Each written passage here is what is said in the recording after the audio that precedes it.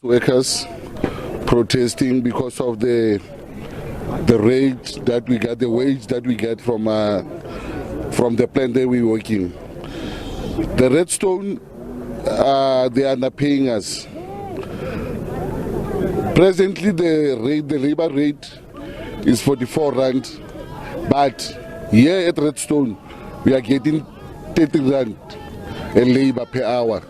So as workers, we thought that this could only work for us when we sit down, because we tried to talk with them several times.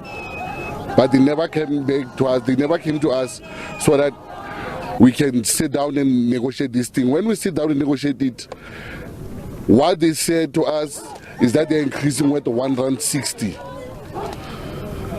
So we feel like there's an humiliation. Because of when the president announced this project, he said it will better our life. So many of us, we were looking forward, knowing that this project in Northern Cape, it will better our lives and we will make something out of this project. But what we're seeing, we are not making nothing from this project.